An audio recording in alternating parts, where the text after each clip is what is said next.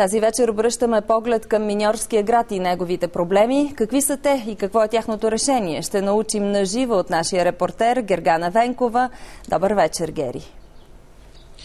Добър вечер, Даниела. Един решен проблем. На това стана днес свидетел нашият екип. Над 41 000 души от пернишкия квартал Кавказ имат нова канализация. 30 милиона лева са отишли, както и много неудобства за жителите на този квартал, за решаването на проблема. Предлагам да видите как нашия екип видя проблемите, които са изживяли жителите на квартала и как протече тържеството по откриването. Вижте. Точно над шахтата, пред дома на Евлоги Найденов в пернишкия квартал Кавказ, премиерът Бойко Борисов символично преряза лентата на новата канализация в района. Пред нашия екип 67-годишният мъж, роден и живял все тук, разказа, че само допреди 3 години на него и на съседите му им се е налагало да използват първобитните септични ями. И тук смърдеше, тук направо беше ужас. Отгоре говеда чуват, всичко тук течеше. От центъра. Септичната яма на Евлоги се е намирала точно на прага на дома му. Да, е тук септичната яма, ето, то си личи. Чистеха ми, плащах си. Колко ви излизаше на месец? Различно, 40, 50, 60 евро. Плащахме много често, за да я чистиме. Това ни беше, намаляваше ни бюджета. И миришеше. Миризмата, не може прозорец да се отвори. И това беше много лошо. Изграждането на новата канализация в Кавказ и района започва през 2008 година. Продължава повече от 2 години, през които жителите на квартала газят в кал. Стойността на придобивката е 30 милиона лева. От които 24 милиона и половина са осигурени от Европейския съюз и 6 милиона лева от държавния бюджет, 200 хиляди лева от общината. Трябва да ви кажа на тези, които живеят в този квартал, че цените на вашите имоти вече ще бъдат други. От днес мръсната вода ще бъде отвеждана не в река Струма, а във водно-пречиствателна станция. За ТВ7 от Перник, Гергана Венкова. Сега отговор на въпроса защо в 21 век до преди няколко години жителите на Кавказ са използвали септични ями, ще търся от кмета на Перник, госпожа Росица Янакиева. Добър вечер, госпожа Янакиева. Добър вечер на вас, добър вечер на зрителите. Едно уточнение най-напред да направим. Тези 41 000 човека живеят не само в квартал Кавказ, но и в другите 4 квартала – Васил Левски, Мошино, Изток и Църква. Така че с изграждането на канализацията сме решили проблема с отвеждането на битовите води на всички тези хора.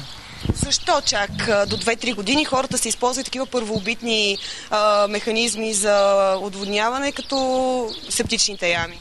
Вероятно, поради липсата на ресурс в минало време не е изградена канализация. Всъщност, през 2007 година се оказа, че ние имаме разработени проекти в идейна фаза единствено за тези квартали, поради което успяхме да подготвим проекта частично като първи етап. В Перник има още квартали, които нямат канализация. Това са кварталите Бела вода, това е квартал Рудничар, както и е нужен едно съвременяване на пречиствателната станция за отпадни води, изграждане на трето биологично стъпало, с което ще се подобри качеството на пречистване на водата.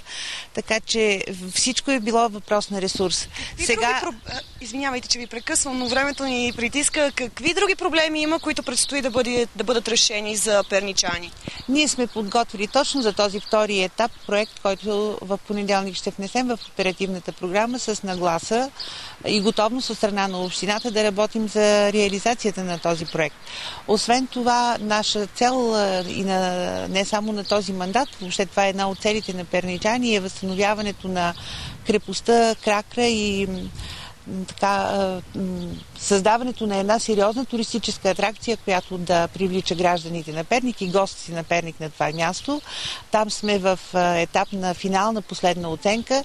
Надявам се, че също ще имаме положителен резултат, както разбира се изграждане депото за твърди битови отпадъци, което би решило проблемите не само на Перник, но на целия регион. Различни проекти доведоха 3 пъти този месец премиера Борисов. Вие сте кмет от БСП. Чувствате ли се опозиционен кмет или?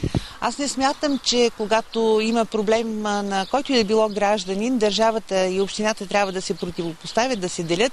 Напротив, само единната позиция в името точно на решаване на проблемите на хората може да бъде резултатна. Ако се противопоставят държавата и общината, премиера и кмета, е обречен и града, и държавата. Той каза, че ще подкрепи успешните кандидатури. Това не е ли знак, че вие сте една успешна кандидатура и водени ли са с вас разговори за някаква подкрепа?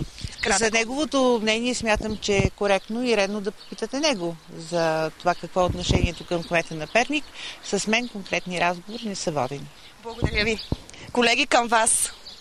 Благодаря Гергана Венкова на живо от Перник за проблемите в града.